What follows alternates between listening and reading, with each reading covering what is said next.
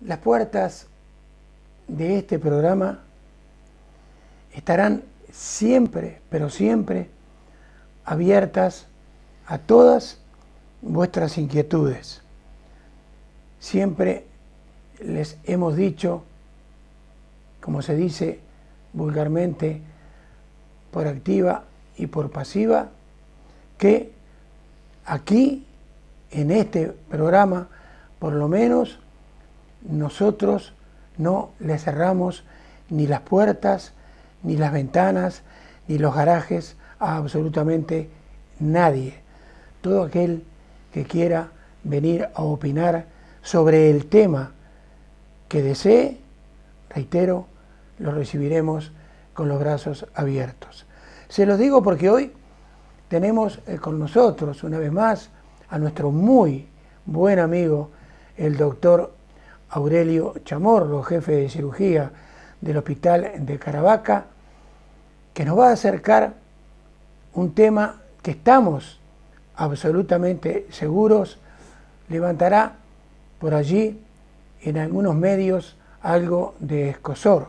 Y eso no quiere decir, reitero, que nosotros les cerremos las puertas para que quien quiera venir a verter su opinión acerca de lo que es la ideología de género pueda hacerlo sin ningún tipo de cortapisas en nuestro programa.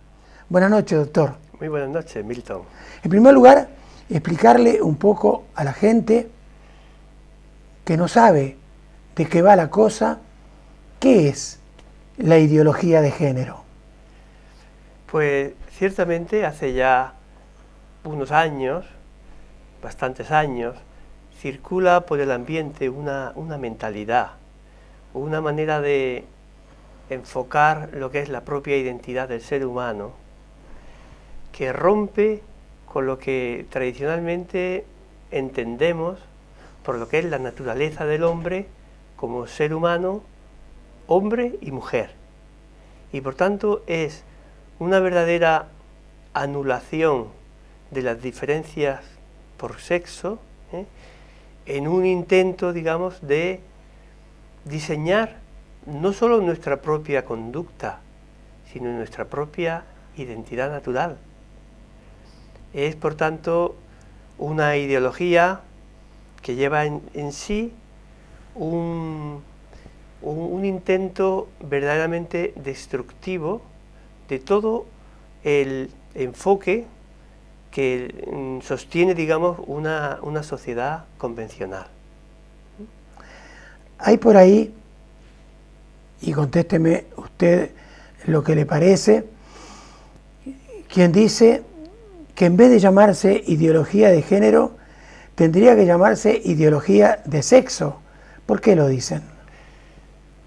Bueno, evidentemente la ideología se ha aplicado el concepto de género para eludir el tener que referirse a sexo, porque el sexo ya, digamos, trae al pensamiento la diferencia de un hombre y una mujer. Y entonces, al recurrir al término género, se obvia esta diferencia y es lo que han utilizado ellos o esta organización. En realidad, quiero adelantar que aunque los movimientos, digamos, de ideología de género son ya probablemente bien de hace más de 40 años, fue precisamente en 1995, en la conferencia de la Organización de las Naciones Unidas, cuando se dio un paso decisivo al imponer unos planteamientos y unos conceptos que prácticamente ya encerraban todo lo que iba a venir después en el tema de la ideología de género. Estos planteamientos iniciales, pues como una semilla, han ido germinando en sitios distintos, y a mí lo que me llama más la atención es que lo que en un principio se planteaba en el feminismo tradicional, pues como una reivindicación de los derechos de igualdad entre el hombre y la mujer, y y por tanto derechos a igualdad de oportunidades y de dignidad, realmente ese feminismo que podríamos llamar justo, sin embargo, fue superado en un feminismo radical. El planteamiento parece un poco casi absurdo, porque vienen a decir, el marxismo como lucha de clases se equivocó al proponer, digamos, la acción social, es decir, como la materia económica, como la clave para conseguir, digamos, la liberación de los oprimidos. El feminismo, sin embargo, no supo atentar contra lo que es la base de la verdadera opresión. Entonces, la clave de este feminismo radical es que identifica al enfrentamiento que se da entre el hombre y la mujer como el punto de partida de la verdadera opresión. Y por tanto, el hombre, el varón, en sus ideas, esclaviza a la mujer, convirtiéndola en una esclava del hogar, la somete a la necesidad de parir y al cuidado de la prole, y por tanto, del modo que sea, esto va en contra de la igualdad, y por tanto hay que centrarse un poco ahí. Doctor, y perdóname que te corte por unos segundos. En los llamados países árabes puros, ni pensar ese término feminismo, claro, no existe. Claro. Entonces, digamos, los defensores en el mundo occidental de esta ideología de género, ¿cómo proponen romper con esa esclavitud de la que estabas hablando, sí, esto del feminismo? Pues ciertamente, la única forma que ellos ven como posible para evitar esta esclavitud, esta sumisión de la mujer al hombre, es anular la misma diferencia. Es decir, en el momento en el que se consiga entender que esto de ser hombre o mujer no es una cuestión que corresponda a nuestra naturaleza, no somos hombres y mujeres, sino que corresponde a un comportamiento, a un cierto comportamiento social. Es decir, ellos proponen que el ser humano nace, digamos, neutro, y por eso se habla, y lo estamos oyendo no hace mucho hablar en nuestro país, de que sería mejor a los bebés no llamarlos niños o niñas, sino llamarlos criaturas, como un término más bien neutro. Entonces, si consideramos que no existe una naturaleza de ser humano hombre y mujer, entonces, lógicamente, tenemos resuelto el problema. El ser humano en realidad decide, él personalmente, ya el sexo, que esa palabra la prefieren borrar. Lo que decide el ser humano es la orientación afectivo-sexual, que él elige. O sea, el ser humano se atreve a construirse a sí mismo, no solo a decidir su comportamiento, sino a decidir quién es, lo cual es verdaderamente una insensatez. Es como si alguien pudiera decidir sus padres, o decidir en qué momento o en qué lugar nace. Somos criaturas radicalmente dependientes, y a mí todo esto de la ideología de género me suena, y no es solamente una idea mía, sino que le he oído comentar en su momento al Papa, pues que realmente se ve como una manifestación de este intento de esta tentación de decir, seréis como dioses. No vamos a depender de nadie, vamos a decidir nuestra propia identidad, y efectivamente en este enfoque, en este planteamiento, luego ya se van concretando una serie de consecuencias verdaderamente, digamos, preocupantes. Yo estoy bastante preocupado con este asunto por un motivo muy importante, y es porque existe una estrategia calculada, yo me atrevería a decir diabólicamente calculada, para ir implantando, para ir incluyendo esta semilla en las personas que tienen menos capacidad de defensa, en los niños. Y lo hacen valiéndose de que muchos de los padres que nos oyen no están informados, no valoran la trascendencia de estos planteamientos, ¿eh? Y por tanto me parece a mí que vale la pena pues facilitar información. Yo soy un amigo, como saben muy bien, un amigo radical de la libertad, pero la libertad no es tal sin información, sin conocer la verdad sobre nosotros mismos, la verdad sobre nuestros compromisos, nuestras tareas, y por eso yo animo y despierto a los padres en la necesidad de que no se queden pasivos, de que presten mucha atención a esto y de que traten en la medida de lo posible de estar atentos a los contenidos que se tratan de enseñar a sus hijos. Repetimos un poco, porque en algunas de las personas que nos están viendo y escuchando, ese término, género, no les ha quedado de pronto muy, pero muy claro. Entonces, defínenos una vez más, si es posible más profundamente, ¿qué entienden ellos por la palabra género? Pues ellos, cuando hablan de género, se están refiriendo a lo que llaman un rol. Rol es como un papel a desempeñar. Y este término rol se refiere a que el ser humano, por condicionamiento social, prácticamente por imposición, desde que es pequeñito, se ve obligado a desempeñar un papel en la vida como hombre o como mujer, como niño o como niña, y por tanto ese rol que no corresponde, digamos, que no corresponde a una identidad sexual, ellos lo llaman género, en un concepto un poco ambiguo. Reconozco que es ambiguo, porque podríamos hablar del género humano, pero en este concepto de género humano, nosotros sabemos que no podría existir el género humano sin la diferencia de sexos, no podría existir. Sin embargo, ellos se atreven a intentar borrar esa diferencia e insistir mucho en que cualquier planteamiento de sexo es cultural.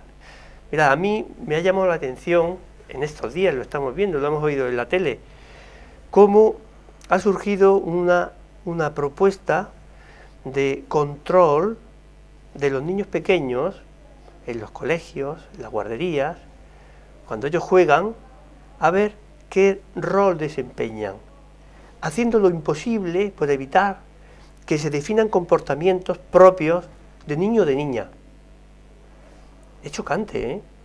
Que a un niño que se pone a jugar con la muñeca, con el balón, pues de algún modo le corrijan, intentando que esa conciencia de ser chico o chica no se adquiera y que se vaya relegando hasta que en un momento dado uno, por sus atributos físicos, por su atracción a uno u a otro sexo, decida consciente, voluntariamente, si prefiere funcionar como un niño o como una niña. Ahora, Aurelio, todo acto, tanto sea racional como irracional, evidentemente, como acto que es, trae unas consecuencias.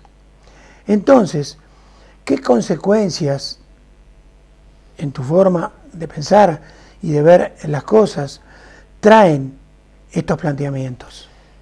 Pues mira, Milton, la primera consecuencia y contundente es que se desvincula cualquier relación de las satisfacciones ligadas a la sexualidad, se desvincula con cualquier compromiso y mucho menos con la posibilidad de la reproducción humana. Claro, eso supone un atentado directo contra cualquier norma moral. Claro, si resulta que no estamos condicionados por una naturaleza, sino que todo es fruto de un consenso o de una imposición cultural, entonces no hay comportamientos que sean moralmente negativos y o positivos en tema de sexualidad. ¿Qué quiere decir? Pues que son lícitos todo tipo de comportamientos en materia sexual. Se incentiva desde niños pequeños a que obtengan el máximo placer de su cuerpo sin atender a las órdenes de su conciencia. Es de algún modo una desactivación de la conciencia. Se le dicen a los niños: esto que te han dicho de que la masturbación es algo negativo, o que relacionarte con personas mayores o menores de un sexo o de otro, no, tranquilo. Toda satisfacción que tú puedas encontrar en relaciones múltiples, variadas, de tipo sexual, todo es positivo. Ahora, ten cuidado con el riesgo de que puedas engendrar una vida. Claro, en el fondo es defenderse contra la posibilidad de la reproducción. Esto lo estamos viendo ahora con todo el tema de la ley del aborto y de reproducción y de educación sexual. En el fondo es decir, no os preocupéis, si en un momento dado vamos a daros todos los medios para evitar la fecundación, pero si ocurre, tranquilos, eliminamos a la criatura, no ha pasado nada, vosotros seguid disfrutando. Esto es muy fuerte, pero la segunda consecuencia es que se identifica a la familia como la verdadera causante de todo el conflicto, digamos, de todo el enfrentamiento de la opresión de la mujer, la familia. Y por tanto, hay que hacer todo lo posible por destruir la familia. La palabra es muy fuerte. Ellos hablan, en lugar de destrucción, hablan de deconstrucción, que es una especie de desmontar lo que durante tiempo se ha ido montando a nivel familiar, a nivel social. Entonces hay que desmontar todos los planteamientos actuales en tema de la familia. Primera conclusión: como sea, a la mujer hay que sacarla de la familia, del hogar, porque si no se siente tentada, volcada al cuidado de los hijos, se establecen unas relaciones.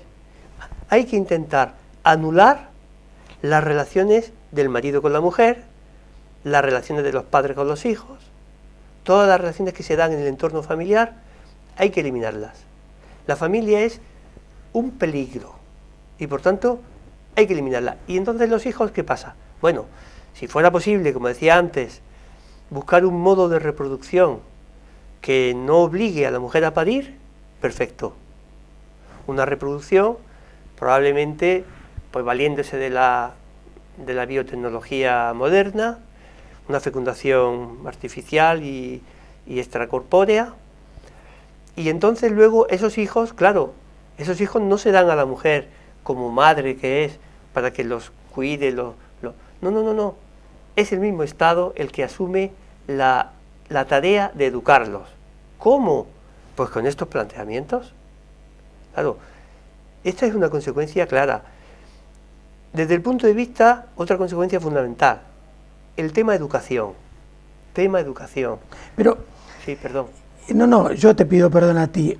Antes de hablar por qué atentan también, en tu concepto, contra la educación. En el caso de Guillermo Tell, por ejemplo, tenía que deconstruir la manzana, ¿no es cierto? Sí. Muy bien. Entonces, ¿qué les llevaría, qué movería a esta gente defensora de esta ideología de género para querer tener como blanco, en vez de una manzana, la familia? Sí, pues precisamente el convencimiento de que mientras exista la familia, tenían muy complicado el desarraigar la identidad, digamos, la identidad de sentirse un niño, de sentirse una niña, de las relaciones con los padres, de la relación del marido con la mujer, digamos, del cuidado de los hijos.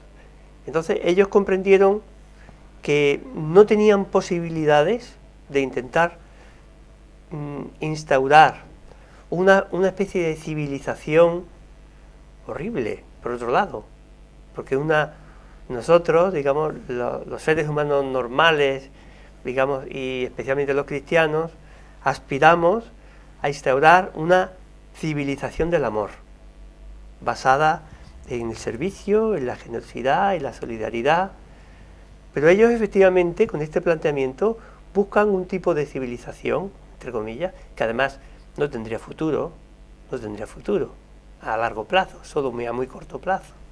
Un tipo de civilización en la cual seres humanos un poco amorfos o polimorfos, digamos, que prácticamente pueden prestarse a todo tipo de relaciones, en las cuales la satisfacción se convierte en el único fin, desligado de cualquier otro fin añadido.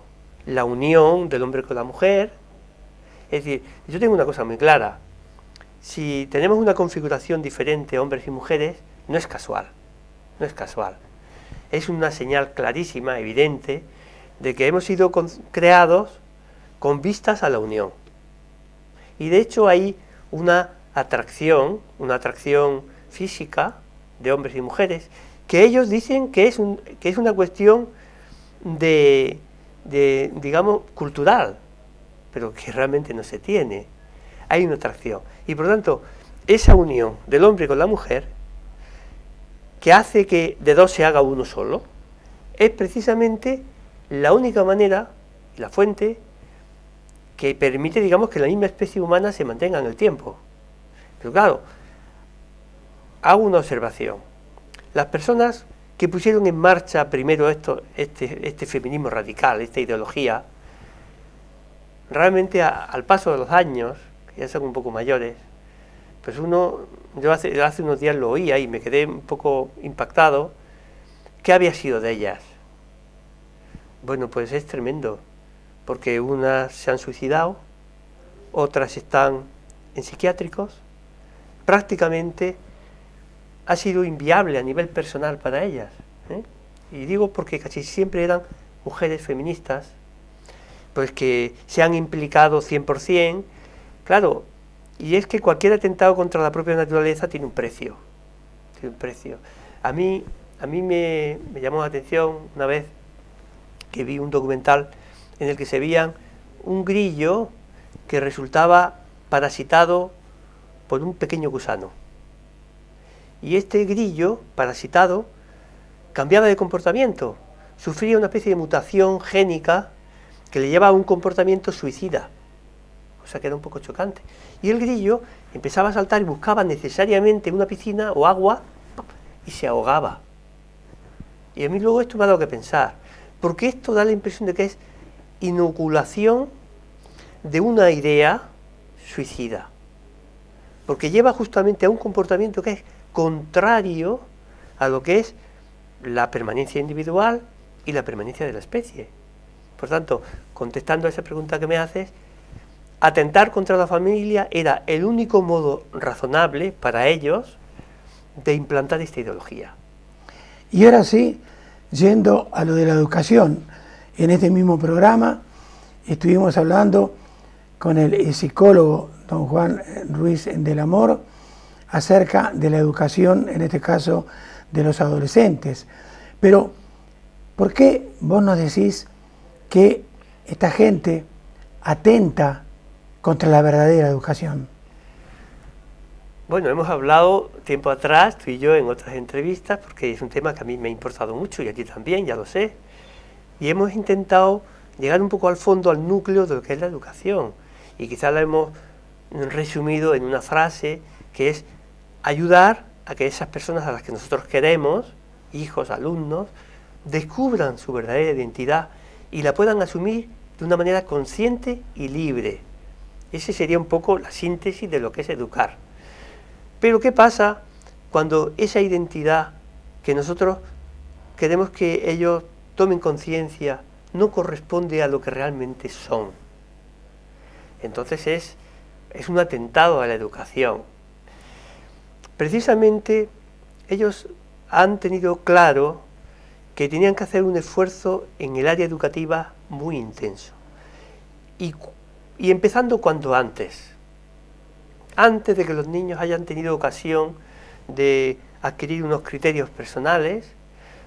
Claro, un niño pequeño es como una esponja, y cualquier cosa que se le dice la asimila, y no tiene criterio para distinguir lo que es verdad y lo que es mentira muchas veces. Y están intentando desde pequeños ya imbuir esa mentalidad, y no solamente hacer en la teoría, sino en la práctica, promoviendo, y esto lo hablábamos hace unos días, no recuerdo cuándo, de estas propuestas en concreto de la Consejería de Sanidad, creo, de Cataluña, en la cual prácticamente estaban promoviendo una corrupción organizada por el Estado.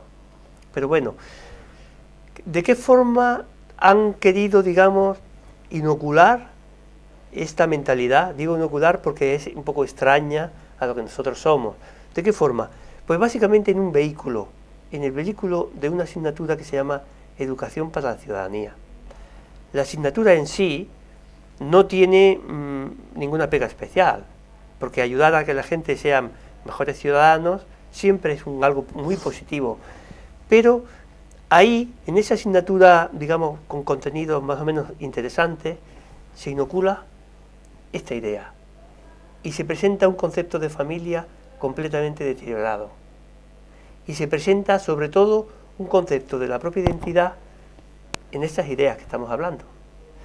Es chocante que precisamente todo el planteamiento de la ideología de género choca frontalmente con la Declaración Universal de los Derechos Humanos. Esta Declaración Universal afirma que todo hombre tiene derecho a casarse y a formar una familia libremente. Claro, esto es justo lo contrario de lo que estamos hablando, porque estos proponen destruir la familia. Ahora, Aurelio, Guillermo Tell tenía un arco y una flecha para defender lo suyo.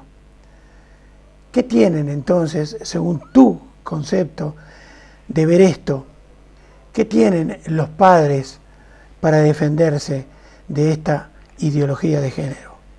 Pues lo primero que deben hacer es estar un poco alertas a lo que se enseña a los hijos, ¿eh? Yo tengo mucho interés en facilitar información. Eso es lo primero, porque entonces se dan cuenta de que no deben quedarse pasivos. Segundo, el pataleo no es útil. No es útil. El quejarse, incluso en la prensa.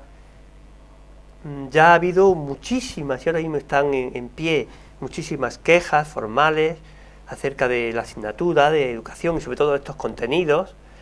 El Tribunal Supremo en un momento dado vino a decir que no se podía anular la asignatura como tal, pero que se podían anular contenidos. Y esta es la propuesta que yo hago, y me dirijo directamente a los padres y madres que nos están escuchando.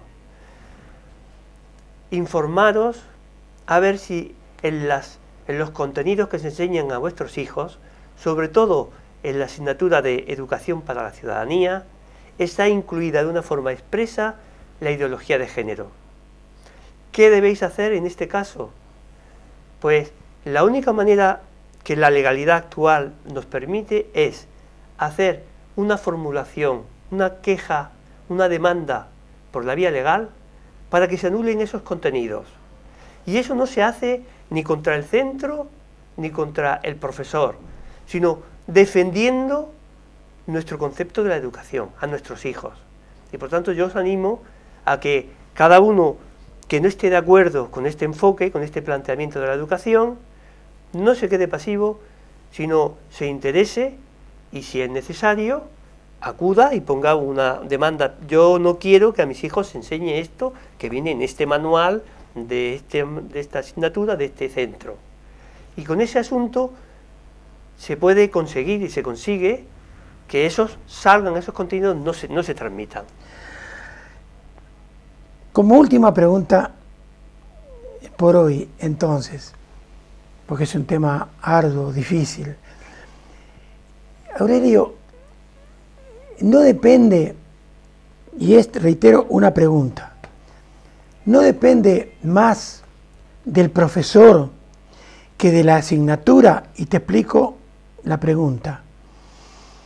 Porque puede llegar a clase el profesor de química, o el profesor de física, o el que va a dar un idioma, inglés, por ejemplo, y traiga a sus alumnos ideología de género, desviándose un poco de lo que realmente tiene que enseñar, porque de pronto en esa materia específica que tú estás hablando, de pronto no depende también del profesor ver primero los contenidos de educación para la ciudadanía y después ver si realmente el profesor, reitero, que viene a dar esa materia se centra en esos contenidos o no.